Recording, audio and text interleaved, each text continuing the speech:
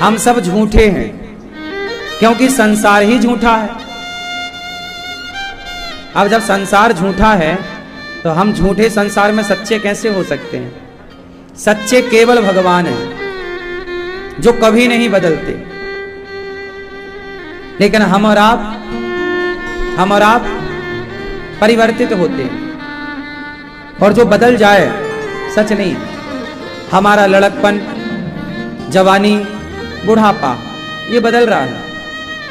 समय बदलता है, मौसम बदलता है, सर्दी, गर्मी, बारिश।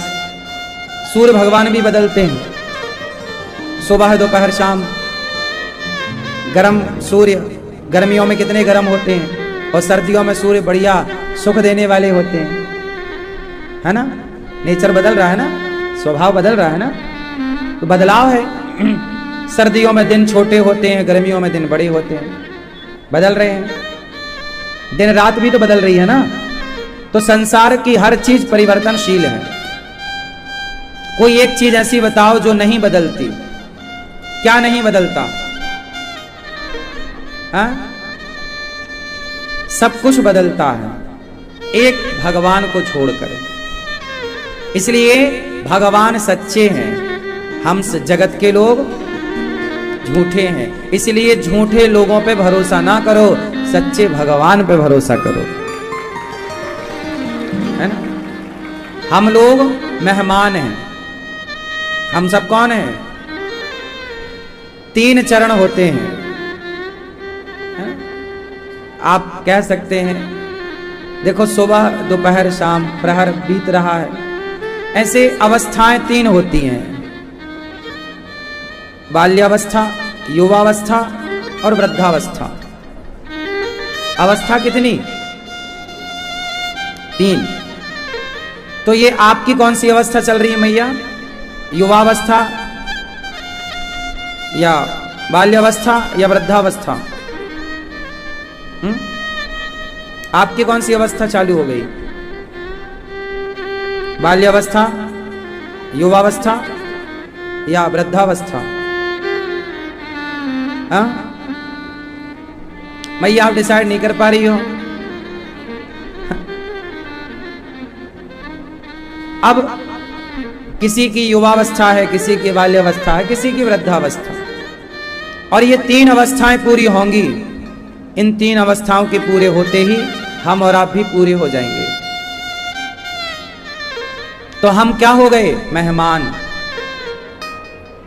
एक दोहा बोल रहा हूं, अर्थ करना आप। आया है सो जाएगा, राजा रंक फकीर। एक सिंहासन चढ़ चला, एक बंधा जंजीर। क्या अर्थ हुआ मैया? आया है सो जाएगा, आया है सो राजा रंक फकीर। चाहे राजा हो, रंक हो, या एक सिंहासन और एक बंधा। ये बताओ, सिंहासन चढ़ के कौन जाएगा और जंजीर में कौन जाएगा? बोलो। हाँ हाँ, बहुत सुंदर। जो पुण्यात्मा होगा वो सिंहासन पे जाएगा, जो पापी होगा वो जंजीरों में जकड़ करके जाएगा। एक सिंहासन चढ़ चला, एक बंधा। आया है सो, तो आया है सो जाएगा। तो हम कौन हैं? जाता कौन है? जाता कौन है? मेहमान जाते हैं। जाता कौन है?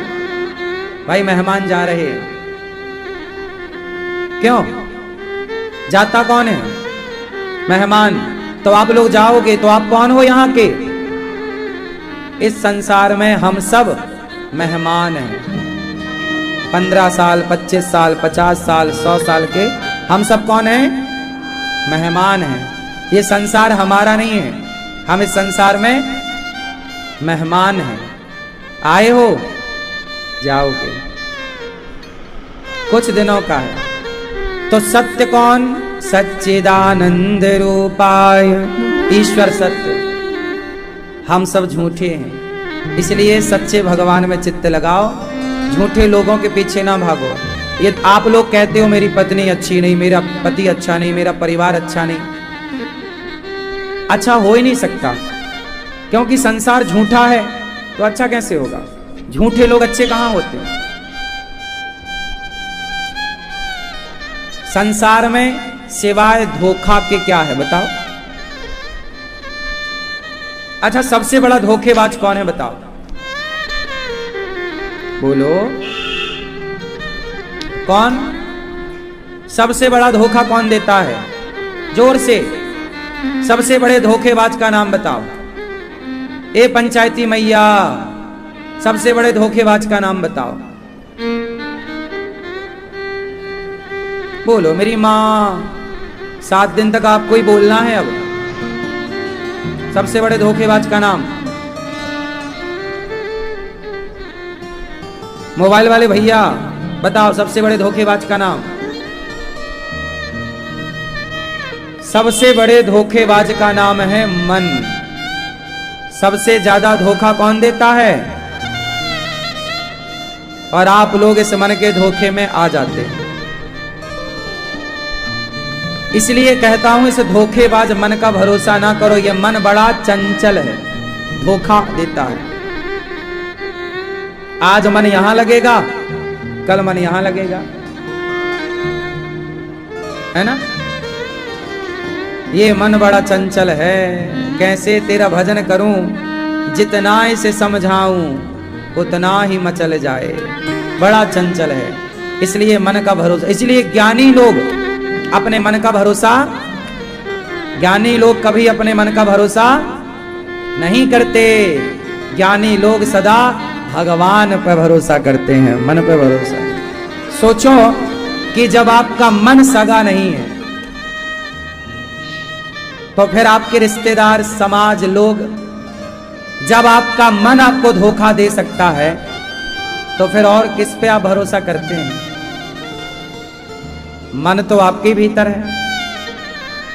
जब मन आपका सगा नहीं है तो कौन सगा होगा आपका? आप जो भरोसा करते हैं ना और बाद में रोते हैं। आप पहले भरोसा कर लेते हैं किसी पर और फिर आप रोते हैं और रोते रोते तसल्ली दिलाते हैं कि दिल मेरा तोड़ दिया उसने। पहले आप भरोसा करते हैं, अब दिल टूटता है तो आप कहते हैं उसने तोड़ दिया। बुरा क्यों माने, करो ही क्यों? मीराबाई ने किस पे भरोसा किया? बोलो।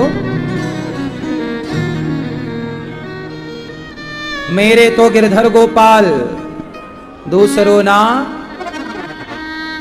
कोई।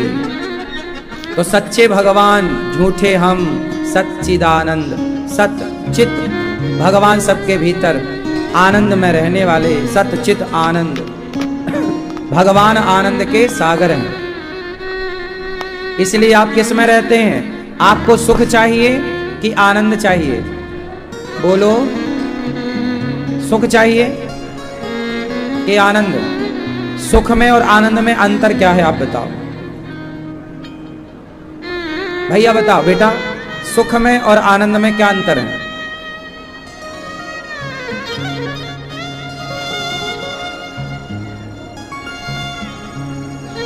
बोलो लाल मैया, सुख में और आनंद में क्या अंतर है?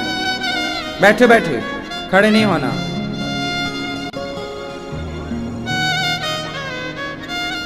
ठीक है। ओ लाल मैया, आप बताओ मेरी माँ, ये वाली लाल मैया, बताओ सुख में और आनंद में क्या अंतर है? ओ लाला, ओ भैया मोबाइल वाले, सरकार बैठ जाओ प्रभु। ओ छोटू, बैठो लाला, बैठ जा बेटा, बैठो। लाल मैया, बैठ जाओ मेरी माँ। सुख में और आनंद में क्या अंतर है? सुनो, सुख जो होता है ना, सुख के बाद दुख होता है। सुख का उल्टा क्या है? दुख। यदि सुख है तो दुख आएगा जरूर, क्योंकि सुख का स्वभाव है ना। जैसे ये सिक्का है, यदि ये सिक्का मेरे पास आया तो इसका ये हिस्सा आया तो ये भी आएगा जरूर। ऐसा नहीं कि एक पहलू आ जाए और दूसरा पहलू वहीं रह जाए। सिक्का आया है तो सिक्के के दोनों पहलू सिक्के के साथ ही आएंगे। उसी प्रकार सुख आएगा तो दुख भी आएगा ही आएगा, क्योंकि सुख और दुख ये पहलू हैं सिक्के के। जैसे दिन है तो रात होगी ही होगी, ये दिन रात पहलू है। क्यों? उसी तरह जैसे दिन रात सिक्के के पहलू हैं, सुख दुख सिक्के के पहलू हैं, तो सुख आएगा तो दुख आएगा जरूर। इसलिए आप लोग सारी जिंदगी भगवान से सुख मांगते हैं, पर सुख मिलता तो है, पर सुख के संग दुख आ जाता है। इसलिए सुख ना चाहो, सुख ना चाहोगे तो दुख से पीछा छूट जाएगा। दुखी वही है जो सुख चाहते हैं, इसलिए सुख मत चाहो। फिर क्या चाहें? बोले आनंद चाहो। हे प्रभु हम आनंद में रहें, क्योंकि आनंद का उल्टा कुछ नहीं है। सुख का उल्टा बोलो, सुख का उल्टा, आनंद का उल्टा, आनंद का उल्टा, आनंद का उल्टा, आनंद का और करोगे तो परमानंद हो जाएगा, तो बढ़ेगा वो, उसमें उल्टा कुछ नहीं है, घटना नहीं है। इसलिए जो भगवान के भक्त हैं वो सुखी नहीं है, भगवान के भक्त तो सदा आनंद में हैं। आनंद चाहते हो तो भगवान की शरण में आओ, और सुख चाहते हो तो संसार में ढूंढो सुख। कोई पत्नी में सुख ढूंढ रहा है, कोई पुत्रों में ढूंढ रहा है, कोई बिजनेस में ढूंढ रहा है, कोई पैसे में ढूंढ रहा है, और सब सुख ढूंढ ढूंढ के मर रहे, सब चिंताओं में टेंशन में डूबे। इसलिए सुख नहीं चाहिए। क्या चाहिए? बोलो क्या चाहिए? जिसके जीवन में मिला सत्संग है उसे हर घड़ी आनंद ही। आनंद कहां से आएगा? सत्संग से, भले काम से, समाज की सेवा से। हाँ, पत्नी से सुख मिलता है, पैसे से सुख मिलता है, पुत्र से सुख मिलता है, पद से सुख मिलता है, प्रतिष्ठा से सुख मिलता है, लेकिन भगवान से सुख नहीं, आनंद मिलता है। इसलिए कृष्ण का नाम क्या है? नंद के आनंद भयो। कोई नहीं कहता कि नंद के कृष्ण भयो, सब कहते हैं कि नंद के, क्योंकि नंद के आनंद हुआ है। क्यों? आनंद भयो, नंद के आनंद भयो। क्यों मेरी मां आप दुखी क्यों हो? क्योंकि सुख चाहती हो। आनंद चाहोगे तो सदा मुस्कुराओगे, खिलखिलाओगे। तो भागवत आपको सुख नहीं देंगी, भागवत आपको, भगवान आपको, सुदामा को कृष्ण ने क्या दिया? सुख दिया कि आनंद दिया? सुखी तो आप लोग ऑलरेडी हैं, सुखी हैं तो दुखी भी होंगे।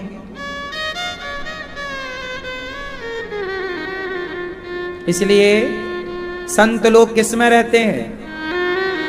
संत लोग पेड़ की छांव में सो जाते हैं, लेकिन वो पेड़ की छांव में भी इतनी बढ़िया नींद लेते हैं कि आप 50,000 के पलंग में इतना बढ़िया नहीं सो पाते, 50,000 के गद्दे में इतनी बढ़िया नींद नहीं आती जितना वो खुले में सोते हैं, फुटपाथ पर सोते हैं। क्यों? आनंद है, इच्छाएं नहीं है।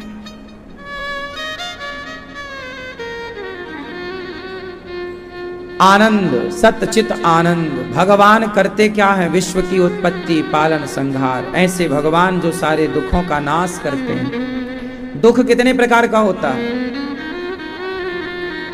भैया बताओ चश्मा वाले, दुख कितने प्रकार का? दो। कौन कौन सा?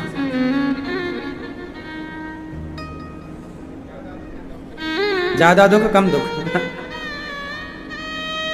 आप बताओ पीले कुर्ता वाले भैया, कितने प्रकार का दुख होता है? नहीं है?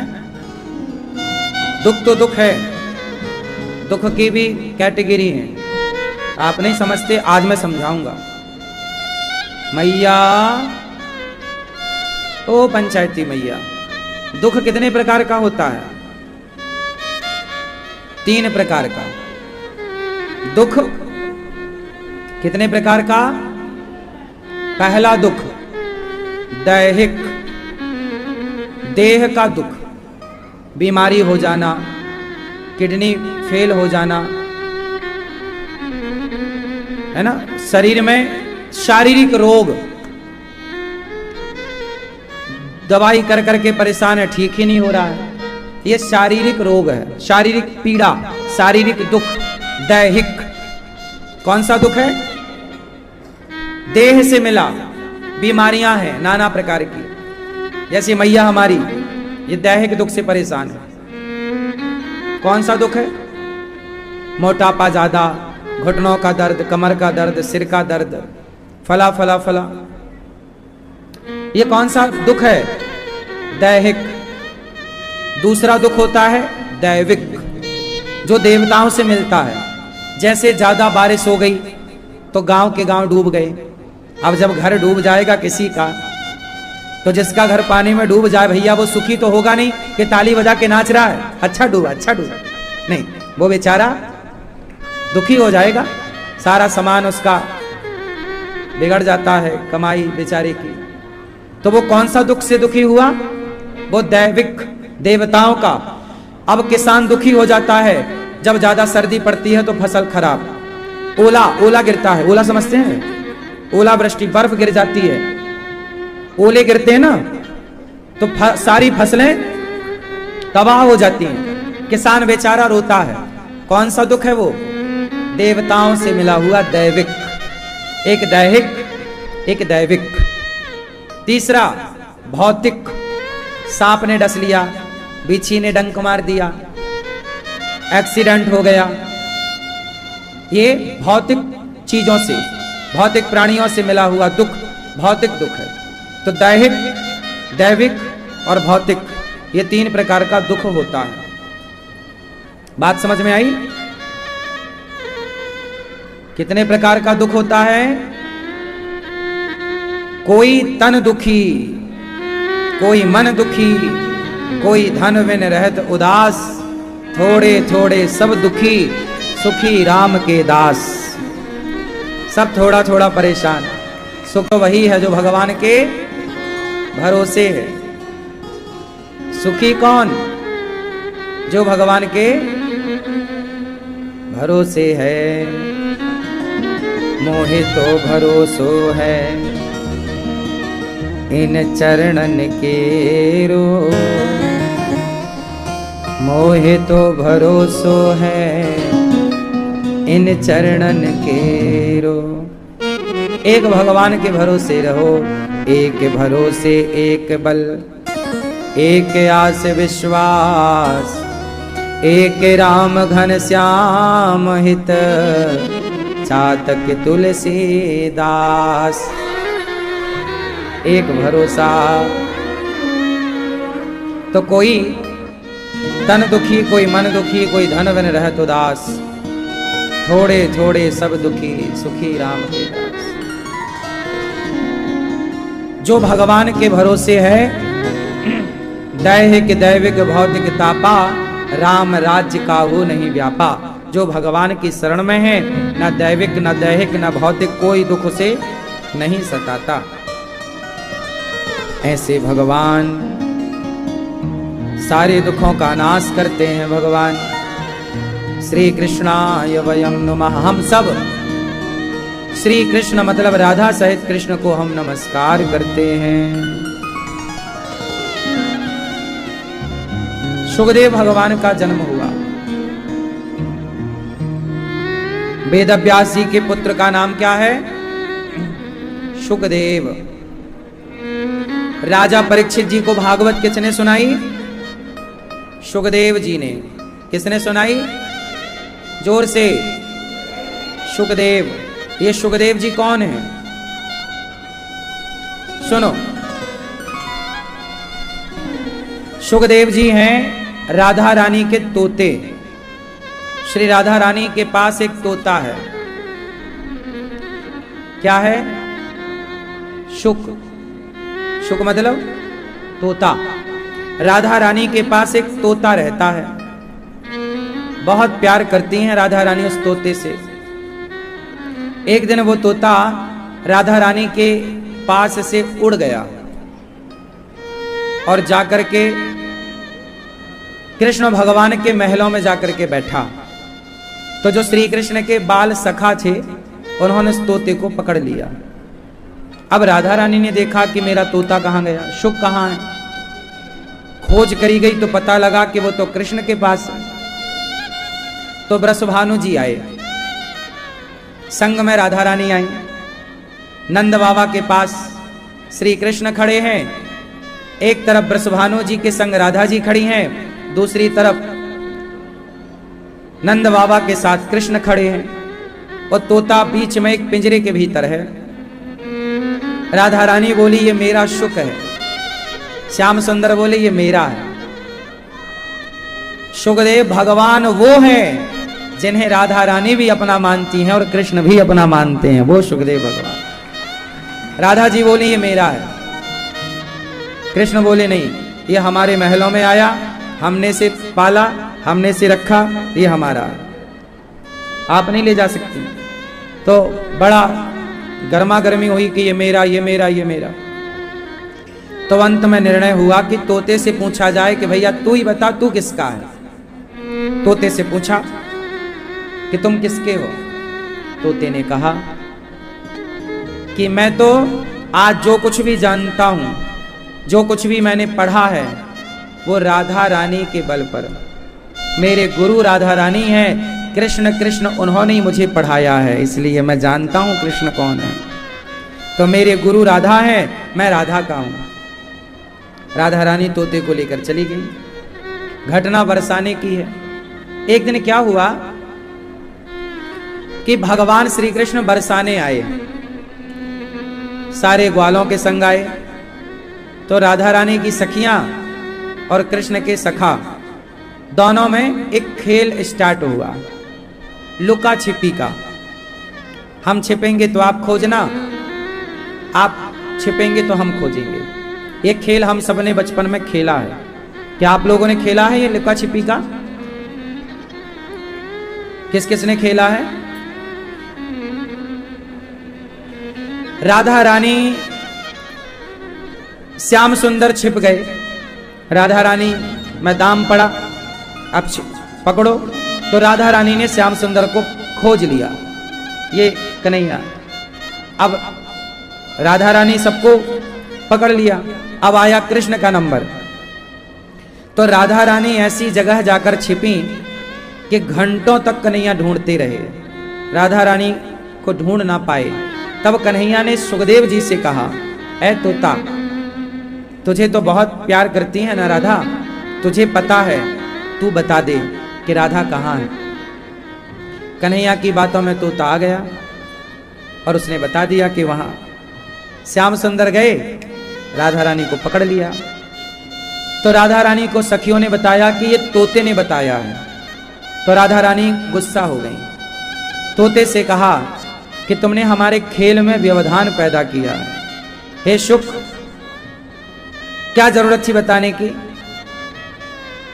जाओ, मैं तुम्हें श्राप देती हूं कि तुम इस मृत्यु लोक में जन्म लोगे। मैं चली जाऊंगी पर तुम यहीं रहोगे। अब तो तोता रोने लग गया। हे प्रभु, मैंने आपकी मदद करी और ये हो गया। भगवान बोले चिंता की बात नहीं है, ये सारी मेरी लीला है। राधा रानी और कृष्ण का गुणगान कौन करेगा? इसलिए तुम्हें यहाँ प्रकट होना पड़ेगा सुखदेव के रूप में, तुम भागवत के रूप में हमारा गुणगान गाना, ताकि हमारा गुणगान सारी दुनिया आपके माध्यम से सुने। और जब तुम गुणगान गा लोगे तो तुम पुनः राधा रानी को प्राप्त कर लोगे। तो राधा रानी के द्वारा वह तोता बाद में सुखदेव भगवान के रूप में प्रकट हुए। और जब भागवत की कथा सुनाई तो उसके बाद सुखदेव जी पुनः उस श्राप से मुक्त हो गए। भगवान ने कहा कि जब तक आप भागवत नहीं सुनाएंगे तब तक यह श्राप रहेगा, और जैसे ही भागवत सुना देंगे आप श्राप से मुक्त होकर पुनः गोलोक धाम आकर राधा रानी के नित्य तोता बन के उनकी सेवा में लग जाएंगे। तो सुखदेव भगवान साक्षात राधा रानी का परिकर है। सुखदेव जी कौन है? साक्षात भगवान।